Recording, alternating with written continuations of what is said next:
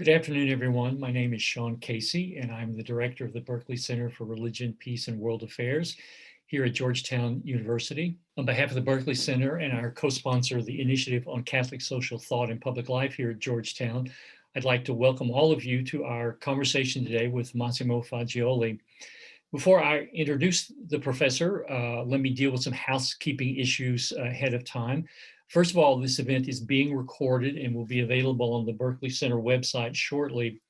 Second, we hope to preserve time, as we always do, at the end of the discussion, preferably the last 15 minutes, for audience Q&A. So I ask you to reach down and click on the Q&A tab you see at the bottom of your screen, and please begin submitting your questions early in the event. And we will ask members of the media, especially, to identify your institutional affiliation as you ask your questions, and we'll get to that at the end. Finally, forgive me a moment of shameless commerce.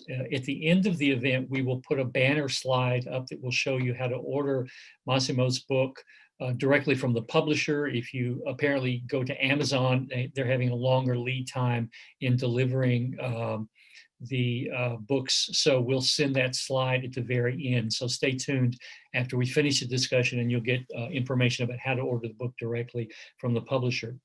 I also want to remind you, you can follow me on Twitter at the handle @SeanCasey57. You can follow Massimo at the handle @Massimo Faggioli, all one word. You can follow the Berkeley Center at our handle @GU Berkeley Center, and also the Initiative on Catholic Social Thought and Public Life @GUCTS Public Life. And again, we'll give you information about how to reach the publisher to order the book at the end of our webinar. Now let me introduce my conversation partner today, Professor Massimo Faggioli. Massimo is Professor of Theology and Religious Studies at Villanova University. He is a contributing editor for Commonweal and a prolific author. We could spend the rest of the hour simply reading his CV, but we will spare you that. But welcome, Massimo. It's great to have you. Thank you very much. Thank you for the invitation, for the introduction. It's great to have you, and there's so much to talk about in this marvelous book. So we're here to discuss your book, Joe Biden and Catholicism in the United States. So let me begin simply with the big question: why did you write this book, and why did you write it now? Well, my first answer would be why not, but it would be too easy. So this is the 13th year of my life in the United States. And so in some sense, this book is a symbolic bar mitzvah of my life in the United States. And secondly, because the election of Joe Biden, of the second Catholic president, but also during the campaign, signaled something new, something different compared to all other Catholic candidates and to the other Catholic president. And so I realized that there was something happening in the American context and in the Catholic context. And so this moment came also at a particular moment, I would say, of maturity in my own American experience. And so I decided that it was time to do it. And honestly, I've been helped also by the restrictions to travel of the pandemic, because it would not have been possible probably if I had been subject to the regular travel schedule. And so this is it's a mix of personal and of objective historical context. So I think one of the things you really do well in this book is that you situate the Biden narrative, the American Catholic narrative, and also really American presidential politics in historical context. This is not you just simply reading the New York Times for the last 4 weeks and then telling us what you feel. And I'm wondering if you can say a little bit more. At the beginning of the book, you talk about 6 issues, sort of the background issues of the book about religion and politics and Catholicism and presidential politics in the context of America. So I'm wondering if you can sort of run through some of those big sort of framing issues that you begin the book with.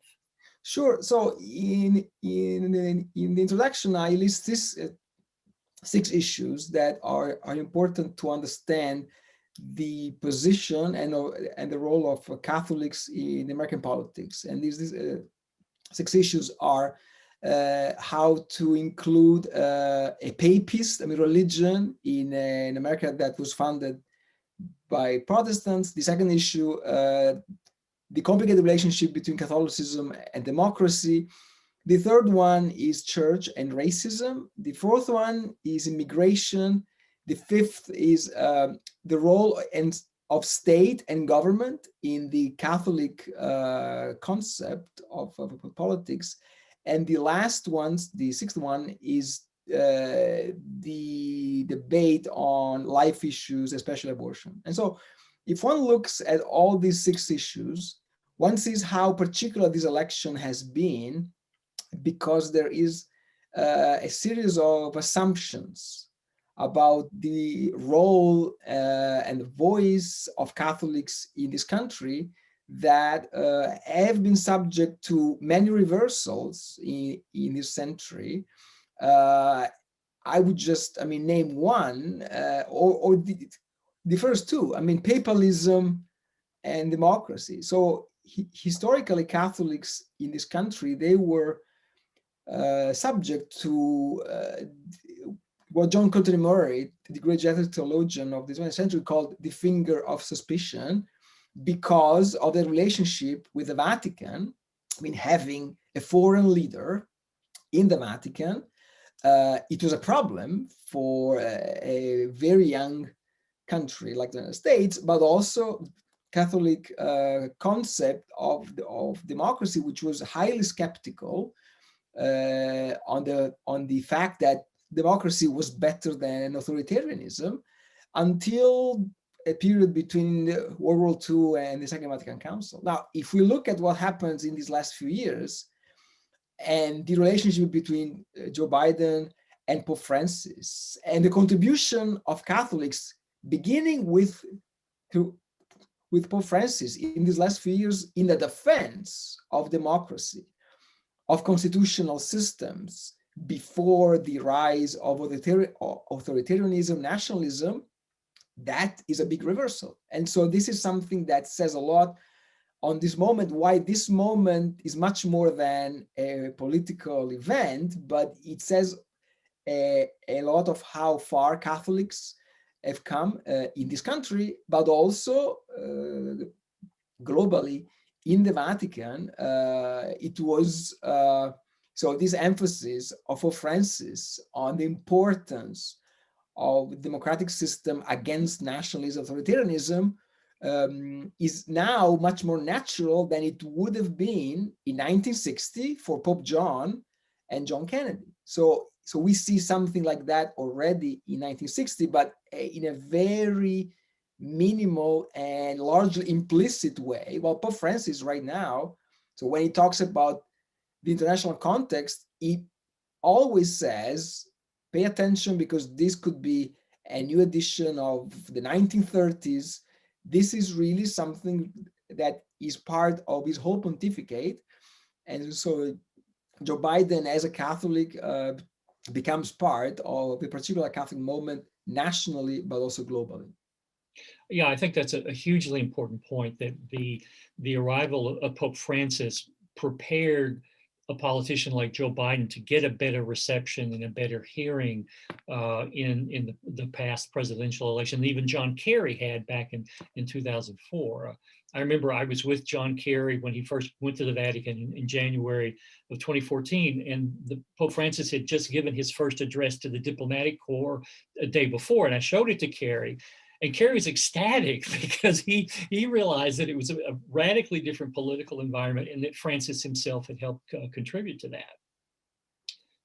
Yeah, so here I think we should unpack a little this special relationship between Joe Biden and Pope Francis. So here, a more conservative or cautious view on this relation would say, and also rightfully, that the Vatican has always been very pragmatic. And so they deal with all leaders of state. And so that's certainly true. But certainly there's also something more. And so this is not the courtesy that we saw between John Paul II and Bill Clinton, or Pope Benedict and President Obama, it's different. So there is a real convergence. I'm reluctant to talk about alliance, Right. but there's certainly a convergence because one shouldn't underestimate what has been the trauma of Catholics, not just in this country for these last 4 years, but also in the Vatican. So it has been a very difficult moment that has helped, I mean, reordering some priorities. And so here there's the usual proverbial Vatican pragmatism. So, but there's something more, at least in the short run, that will help Joe Biden, I believe, gain more specific legitimacy on his presidency. That it's a bit different from the usual head of state, who enjoys the due amount of respect from the Vatican. I think we saw that at the beginning of the Trump administration. Excuse me, I've got to take a drink of water.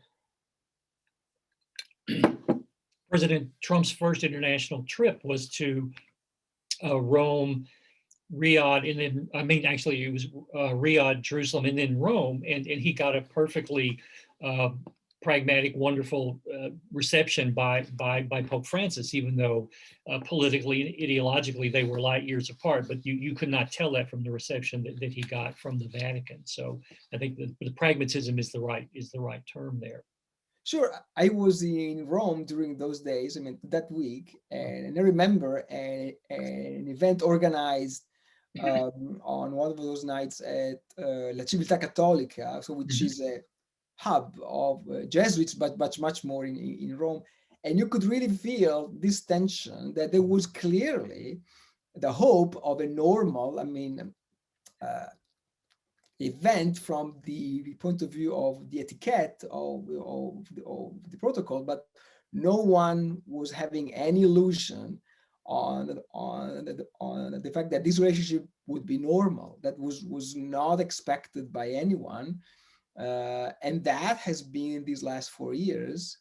And again, this is one of those things that makes you appreciate how important it is to look at how the Vatican perceives something compared to, for example, the US bishops. And so there's a very different perspective, and they're both Catholic perspectives.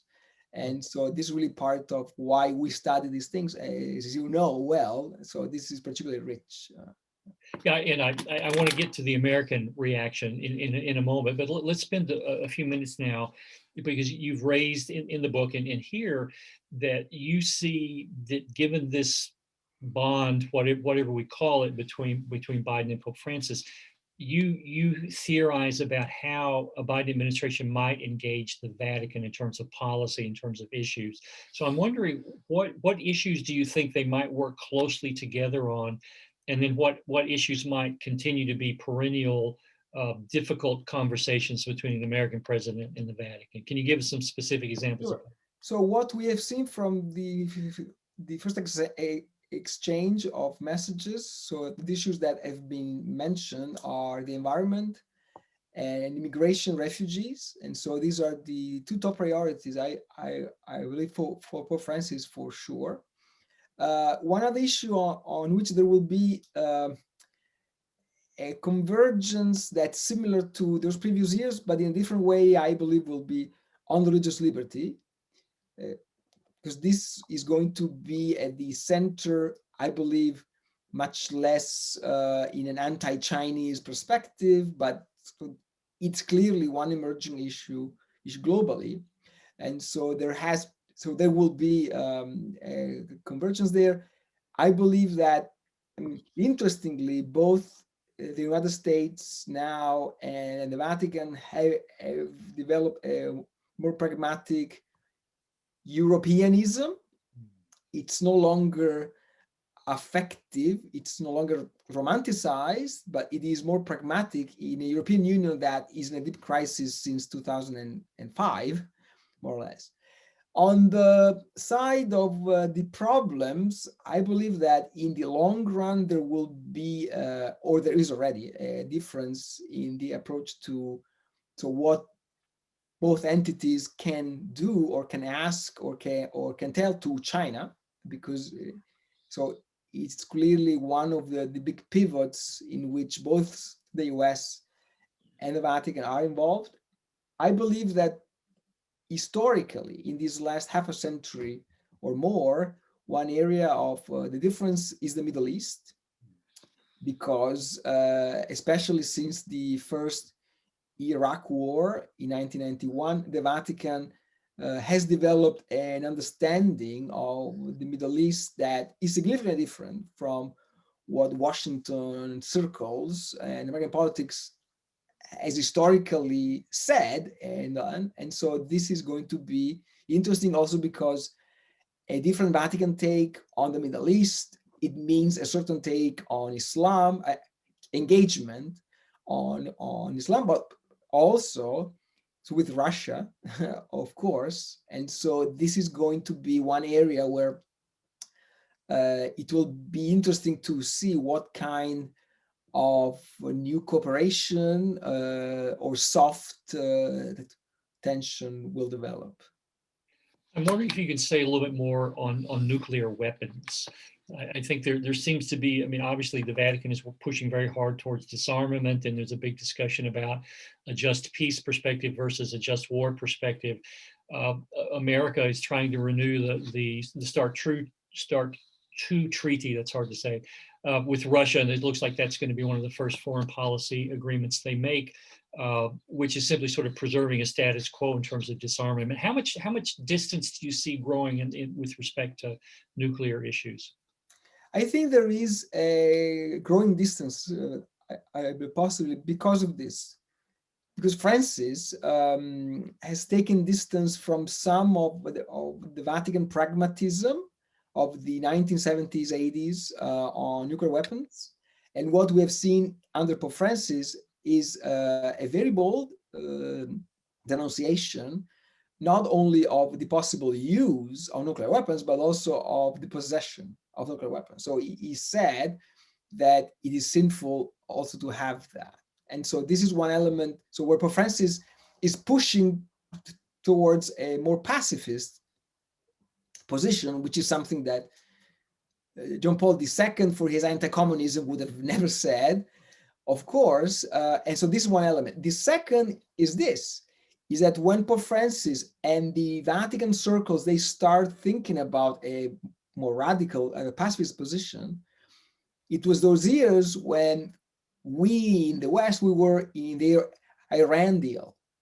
And we know that in these last few years, Iran has developed more capabilities. And so it will be harder, I believe, for an American politician or official to deny that the situation has changed. And so here, at the political level, I believe it has become harder to accept or embrace an abolitionist view on God. This is really far, and that's why I believe, and I say this in the book, that there is an alignment between Biden and Pope Francis on many issues. But Joe Biden is a more classical American politician than someone else like Bernie Sanders would have been. And so there are distances that are not about Biden as a person or as a politician by himself, but because he's expression of his own political culture. So I'm wondering how you think that might play out in Iran. I mean, obviously the Biden administration is trying to get back into the joint agreement that the Trump administration walked away from. I assume you think the Vatican would support a renegotiation and a re-embrace of that something like that original agreement. I think so. I mean, the Vatican, again, is always very pragmatic, and they never dream of imposing on all nations their view. And so I believe that what is most appreciated in the result of the election is that now multilateralism is no longer a bad word. It is how things should be done normally. in a peacetime or to preserve peace. And so this is clearly something that, I mean, both for Iran and for North Korea. And so there is a highly developed multilateral tradition in the Vatican views on things. And so that's why I believe that on that particular dossier is really valuable what's happening in the West right now, because the Vatican is an appreciation of the long history of nations. And so Iran is a multi-millennia old nation. And so they know that any arrogance in dealing with a nation that is so conscious of itself would not be a good thing for world peace. I'm wondering what you mentioned race is one of sort of this big six framing issues, and I'm wondering how I wanted to, if we have time, talk about race, talk about the pandemic, but also about economic views, because there may you highlight in the book. There's not a thirst for more neoliberalism in this Vatican. But let's start with the pandemic. Obviously, this is the primary political task facing President Biden at this point. I'm wondering how the relationship or conversation with the Vatican might have an impact or shape that. So there is, I believe, one alignment in this sense that the pandemic has shown worldwide that the role of the state and of government is crucial, and not everything can be given to the market or to the private sector. And so this is something that in the Vatican it's very, very strong. And so there's no question about that there is. And finally, so there's this acknowledgement that we agree that for the protection and the promotion of the common good, health included, government, states have a key role to play. On the other hand, it will be interesting to see what kind of statements or understanding the Vatican will have on this huge issue that will be the distribution of vaccines. Because, of course, rich nations will try to buy as many as possible. The Vatican historically tried to have a more egalitarian view of access of all states, of all peoples to, and so this is something that we will see, because I think Joe Biden has a mandate from the American people to solve this crisis as quickly as possible, but that may mean at the expense of a certain fairness in access to so it will be interesting to see how this tension plays out. And the irony there is you can vaccinate the United States, but if the world is not vaccinated, it's not a safe place to travel. So and you eventually, unless you completely shut your borders and let no one in, you're still going to be vulnerable to various variants coming in, and people who may be carrying the virus themselves. So ultimately, a fortress America here in terms of vaccination makes no sense in the long run. Right. Yeah, exactly, yes. What about the economic views of Pope Francis? How, there's talk about a possibility of endorsing a universal basic income and other economic policies that really move away from a liberal or neoliberal economic policy. Do you anticipate the Biden administration is going to be influenced by that, or is the Vatican going to back away from that discussion because they think it just will get no traction in a Biden White House? I think so. What Pope Francis thinks on this issue overall, it's quite clear. He has an interventionist idea of government in the economy. We also know that there is a reluctance to, given even the impression that there's a dictation of model to one particular government or a particular country. And so here I I believe that to understand this, it's important to understand how two different concepts of the role of government are interacting in Catholicism, even in the West. So on the one side, there is government as the promotion of common good, more interventionist. And on the other, there is a more liberal, 19th century liberal, that this government has to stay away and everything will sort itself out. So what we've seen right now, even with Joe Biden, is a more interventionist view and more distance from a libertarian or 19th century liberal view. And this is certainly one area where they agree. It helps that they are Catholics of the same age. It's very different from what it was in 1960. I mean, Pope John at almost twice the age of JFK, and so they had different views on life, and so I believe that there's an area of consensus there. Of course, so I mean, what this means, I mean, intervention government, what this means for Francis, and what this means for an American, even in the Democratic Party, is wildly different. It's totally different. And so here Pope Francis as a more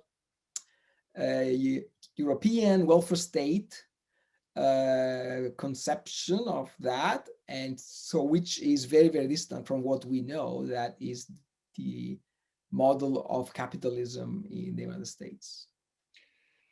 Let's move on now to the question you raised earlier about the relationship between President Biden and American Catholicism, both in terms of its leaders, but also in terms of its sort of rank and file. I think one of the compelling strategies that the campaign adopted early on was to sort of let Biden be Biden. So we knew he went to daily mass. We know that he talked about his pain and suffering and how the church helped him through the various tragedies of his life. And it was a very compelling picture, but it wasn't an argument. It wasn't Joe Biden giving long speeches about his Catholicism. It was just really getting a window into who he was as a practicing Catholic. And obviously that was done in contrast to the former president and his behavior and the way his public persona was projected. So you describe him, I think, as Biden is the sufferer, the person who has empathy with rank and file Americans. Can you say more about what that was and what you saw as you watched him during the campaign? How did his Catholicism present? So I believe it was very effective. I agree with you, but also because it enjoyed an advantage of the comparison, not just with his predecessor, but also with other Democrats. I mean, John Kerry and John Kennedy. And so I believe that we got more out of his casual or maybe studied, but not so ostentatious displays of his faith, because we were used to the fact that the party of God is the other party. And so that was a different perception, and it boosted our attention, I believe, of all of us. And so here, again, it helps that Joe Biden arrives at the presidency at his age, almost after we considered his career over. So he is a survivor, not just of the tragedies of his family, I mean, his first wife and daughter and his son, Beau, but of his own career that was taken for dead. And so there is an energy that comes from what was hardly plausible a few years ago. And so here, I believe that what works particularly well is that Joe Biden is a Catholic who embodies the paradox of Catholicism. In despair, you find hope. in tragedy, you find solace. So here, Catholicism is full of paradoxes. It's not 2 plus 2 4, but it's 2 plus 2, not even a number. It may be a flower or something. So it is a very personal way, but it's not idiosyncratic. It resonates, it echoes with many who have gone through this, or they know that they might.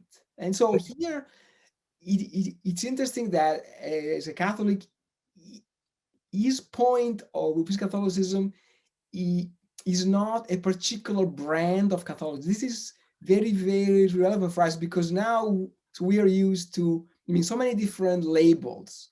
Are you a liberal, conservative, red trad, and so on? So Joe Biden, Catholic. So he is the anti-brand Catholic.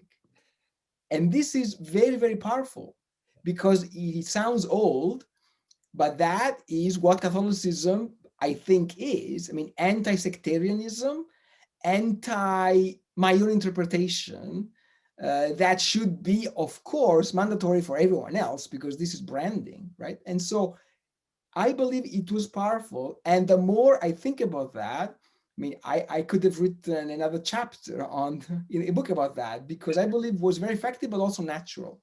Yeah. No, and I think then you add the background of the pandemic, and it makes it all the more poignant and powerful that even people who've never had a theological thought in their life of any kind see a leader for whom his faith is deeply pastoral, and it helps him, and it also helps him encourage other people. Not unlike Pope Francis himself. It was astounding. You think about the secular appeal that Francis has in America. It's along similar lines. I think that it is organic. It's not written by their PR people, but it's a lived reality. It's not something that's been manufactured, and it really is quite winsome and quite powerful, far beyond the boundaries of the Catholic Church. Sure, and there was, though, also a very wise decision made that in this election we cannot afford to show contempt for Catholic voters, for religious voters, and so this was very important. So this is something that mixed well with what the candidate could give. But again, it was not something that happened magically. So it spoke to significant slices of the American people in a particular moment.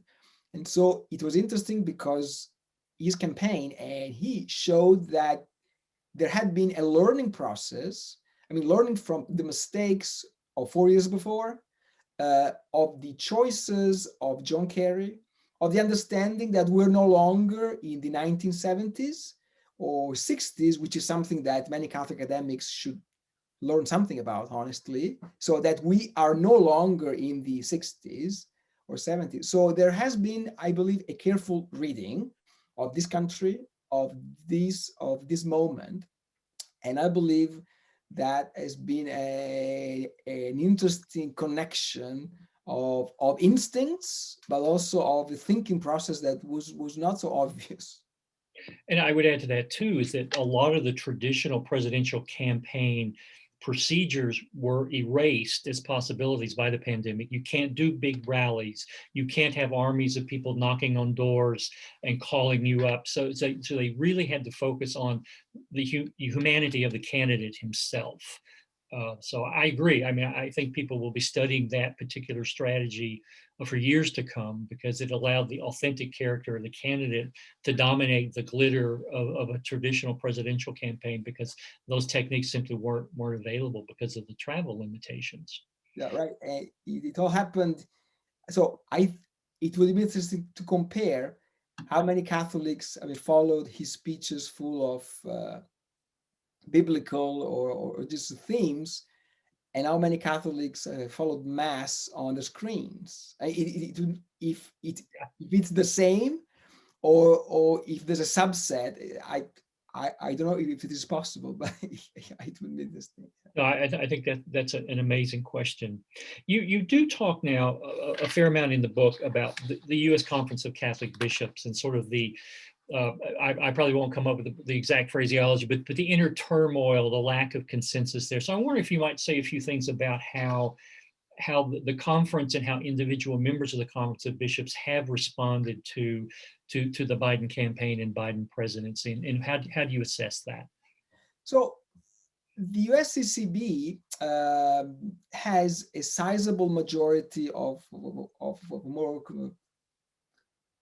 conservative bishops politically, and a tiny minority of Pope Francis bishops that don't embrace that marriage between the USCCB and the Republican Party.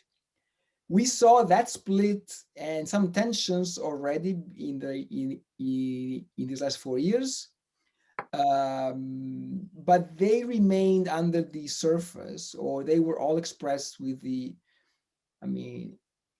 ecclesiasticese, language that hasn't happened in these last 2 months, because since the election, especially after the election, especially, we have seen so that there is a minority of US bishops and cardinals that are openly saying what the presidency of the USCCB, of Cardinal Gomez, and of a small group of the bishops don't represent what we think about this moment, about this presidency. And so this has nothing to do, of course, with challenging or changing the Catholic teaching on abortion. It's never been about that, but it's about what is your reading of the country, of your church, of this moment. And so what's new is that we had, for example, last week, 2 weeks ago, Cardinal Cupich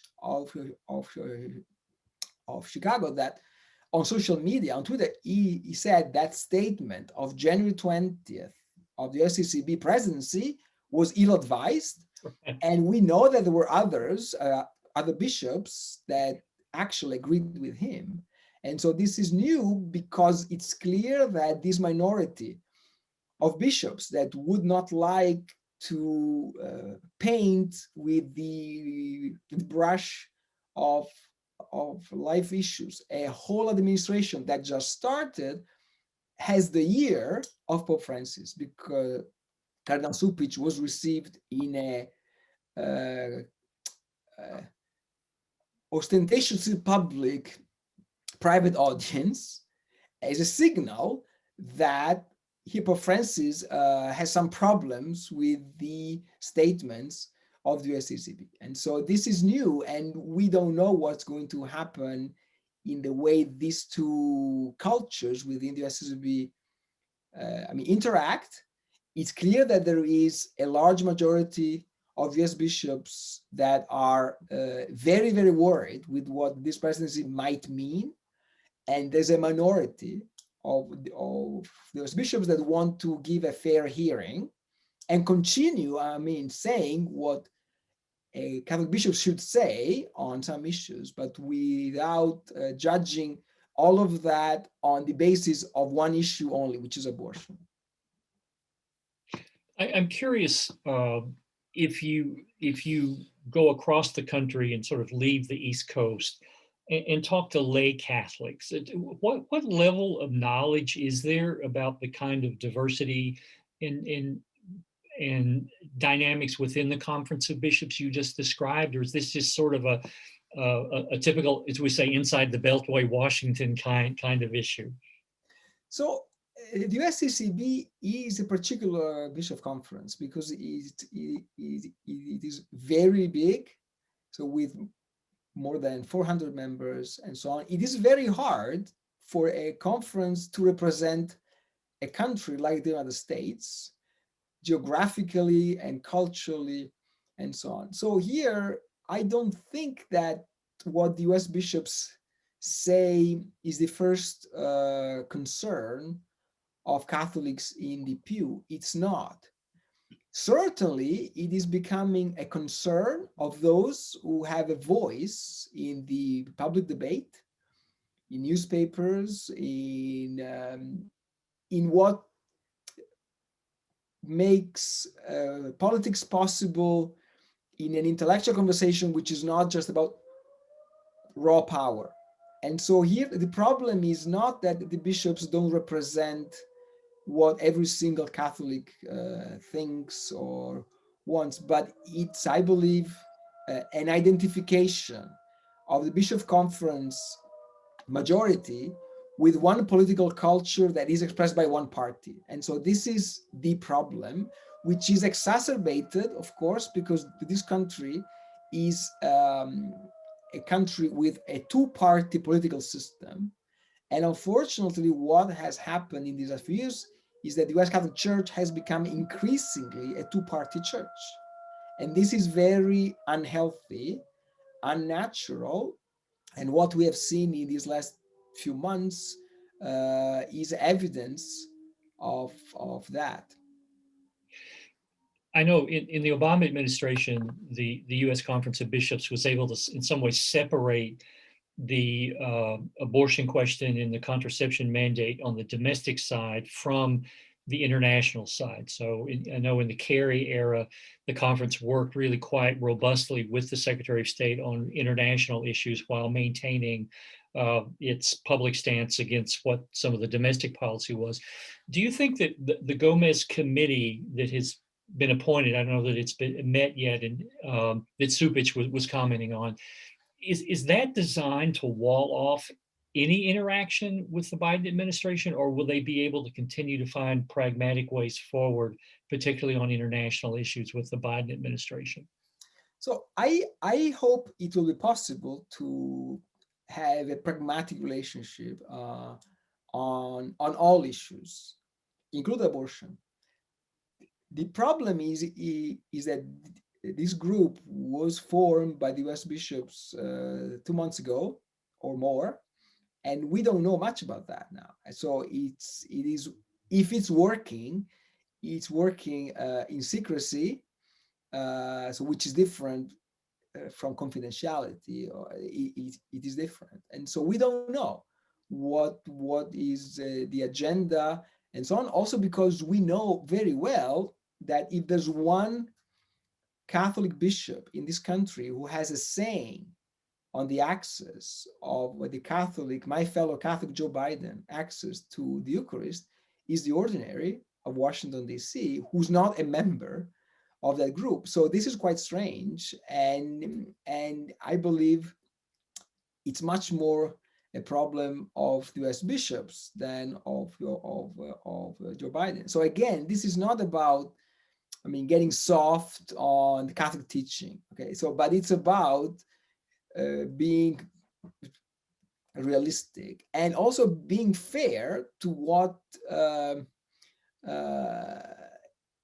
Catholics expect from their representatives, bishops, in this particular moment. And so here I believe, so there have been some distortions and some lack of clarity. Maybe it was because of the hectic post-election moment.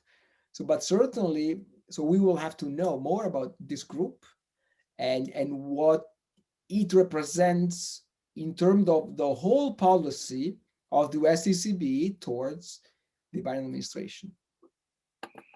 Well, we're down to about 15 minutes left, so let's pivot to audience questions, and we have a number of them. But please let me remind you, if you would like to pose a question, please use the Q&A tab or button at the bottom to submit those. So give me a moment here to. Here's a pragmatic one. You can tell us: can we expect a Spanish translation of the book to be available? I certainly hope so. If you make pressure on some Spanish publisher, I would be very grateful. So, but there are some talk on there's translation of French and German. But I understand that Spanish is particularly important for the West. Yes. Very good. Thank you. Here's someone, Felix Krzyzanowski. Wait a minute, too many people are submitting. In a previous podcast, I believe you said that President Biden can do more to unite the U.S. church than the USCCB. Could you explain that further? So I may have said that Joe Biden may be a symbol of unity of this church more than the USCCB is, which is different. So I believe that. So there's a lot of things that need to happen to make this church more united. I believe that a lay Catholic, not a priest, not a bishop, whose Catholicism, again, is not a particular brand of Catholicism, is a symbol of the Catholic faith as something that is essentially anti-sectarianism. And so this is what I meant. I mean, clearly, I do not see Joe Biden's energies and time being spent like the Emperor Constantine. I mean, keeping the whole church together. This is not what I hope, and I don't think it can happen.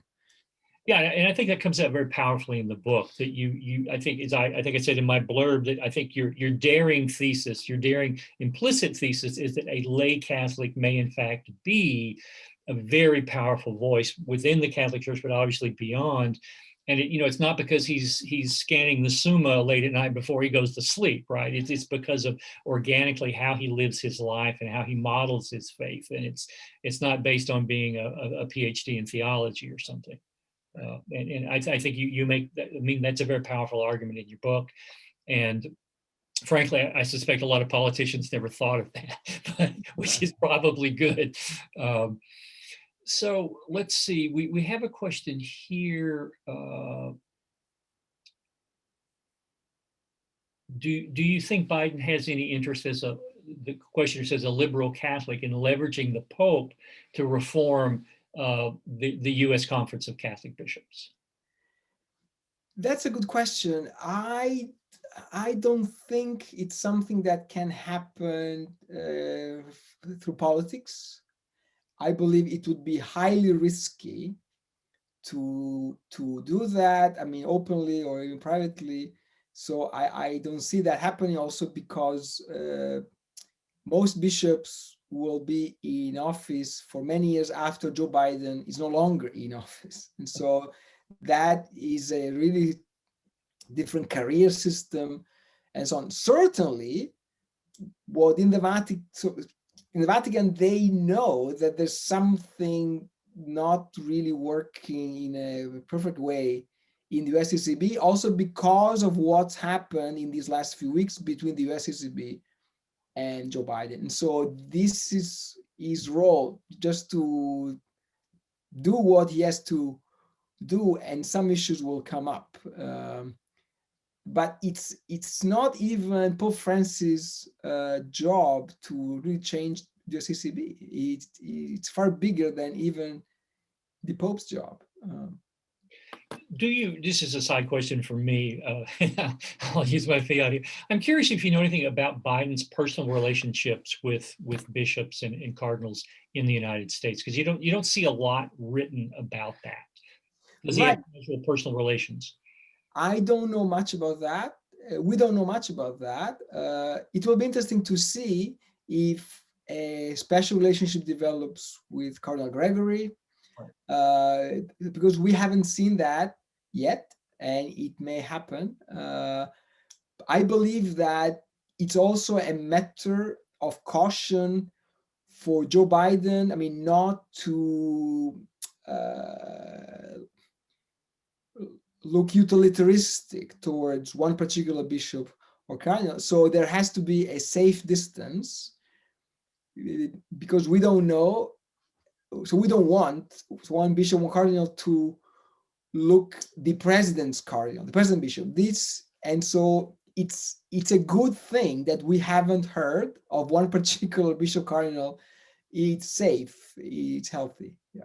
Yeah, and I think that I would not be surprised if he doesn't maintain a set of more private and personal conversations that we frankly never learn about until many years later. And I think that tracks with your portrait of him. Absolutely, yes. But I do think watching the Gregory relationship will be fascinating, given particularly, his strength on race as well as the clergy sexual abuse scandal. It will be interesting to see what kind of personal bridges they might be able to build there in coming days. And yet we may, as you say, we may never know about it, which could also be, frankly, a good thing too.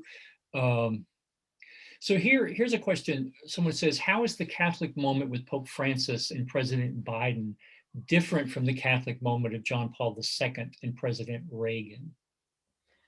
Wow. So many things, I would say. So the most important, I believe, from a geopolitical historical moment is this: is that John Paul II and Reagan, they were opening a new chapter in the relationship, because 1984 we have the opening of the US Embassy to the Holy See in the context of an alliance which was mostly about anti-communism, where the focus of the world was, for both the Catholic Church and the United States, was Europe and the United States. And so here that alliance meant a series of very painful decisions made by the Vatican in Latin America, for example. And so there was an alliance between anti-communism of the US and anti-liberation theology. So here Pope Francis and Biden is a very different moment, because the USCCB, the US Embassy to the Holy See has been there for almost 40 years. It's a very mature relationship, but in the context of a Catholic Church that is now really opening itself to the post-European and also post-North American centered world, so more Africa, more Asia, there is one of the unspoken differences between what Pope Francis thinks about Latin America and what Washington thinks of Latin America. So this is the elephant in the room, if you want. So here there is a very different relationship. And so back then there was an alliance also on life issues, abortion, and so on, which is now not at the center of the relationship, but there is clearly a divergence on. So here there is what it is still unthinkable for the Catholic Church to understand the world without Washington. But it is no longer as exclusive or as driving as it was in the 80s. No, I think that's well put. Here's a great question. Can you develop a bit on Francis's approach to Russia, in particular on the Ukrainian issue, and how this could relate to Biden's administration policy? So here Pope Francis thinks about Russia also on the basis of a view of world Christianity. For him, Catholicism is much closer to Orthodoxy than to the Reformation on a number of issues. First. Second, this proximity has become even more important in light of what happened in the Middle East in these last 10 years, the failure of the Arab Springs, the Syrian war. Russia has acted as the protector of, or the ones who would like to be the protector of Christians in the Middle East, and this is critically important for the Vatican. On Ukraine, the Vatican has really walked a very, very fine line between saying and not saying. That has created tensions within Catholicism itself in the Ukraine. So here, the major ecumenical event under Pope Francis was the meeting with the Patriarch of Moscow in the airport of Cuba, of all places, of Havana, which it would have made John le Carré very happy if Right, he was right, alive. But right. so here Russia is seen by the Vatican in very pragmatic terms, much more than a Western liberal now sees Putin. And so this is something we should consider. And it's going to stay that way, I think, because there is a resilience of the Orthodox Church in Russia, which is something that the Vatican has to deal with. And so it's an ecumenical picture for the Vatican that is tilted towards the East, and especially Russia.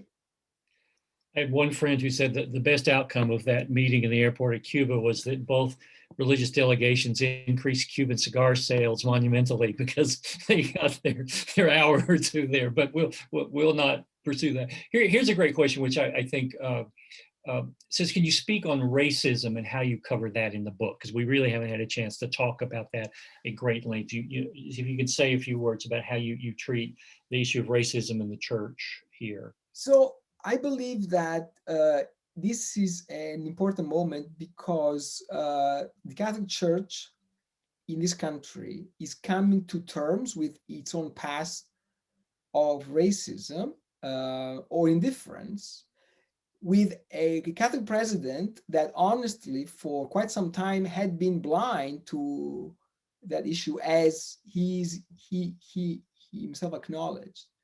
In a global context in which Catholicism, under a non-European Pope, but coming from the whitest country of Latin America, Argentina, is clearly sending signals that the identification between Catholicism and European culture is no longer valid, if it ever was. And so here there is one North American emergency, because what we have seen with Donald Trump and the discovery of systemic racism, with a Catholic Church globally that is finally acknowledging on many levels, I mean, theologically and culturally and so on, that this marriage between Catholicism and European culture, white culture, is a thing of the past. And so one of the important things that made me write this book is what happened in this country under Donald Trump in 4 years, when I perceived as an immigrant to this country the very powerful calls to legitimization of racism. That has been my contribution as a non-citizen to this country, to, I mean, acknowledging that something serious happened, and it's my small 2 cents to, I mean, raise a little tension on what it means. No, and I think that's part of the genius of your book, is that you do raise these sets of historical issues and you look at how they've been played out in most recent presidential politics. And that's a very moving and powerful part of the book. Unfortunately, we are out of time. This has been a phenomenal discussion. Let me, Massimo, just simply say in the end, it's a remarkable book, and it deserves the wide berth in reading it's getting.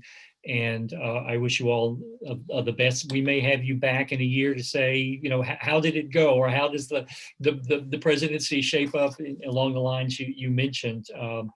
Let me remind our viewers, the book is Joe Biden and Catholicism in the United States. In a moment after we sign off, we will put up the banner. And in fact, in the chat function, you will see the web address for 23rd Publications, where you can order the book, or you can stand in line at Amazon and wait till March or April or whenever they get caught up. But again, Massimo, it's a wonderful book. It's great to see you again, and I hope the conversation has done your book service. But again, thank you so much. Thank you to our viewers. As we said, there will be a video available in a day or two. So thanks to all who came, and thanks to people who submitted questions. At this moment, we had 71 questions submitted, so we could have spent another 3 hours parsing all of them. I'm sorry we couldn't get to all of them, but again, thank you so much. It's a great book, and I wish you all the best, Massimo. Thank you very much. Thank you again. Take care.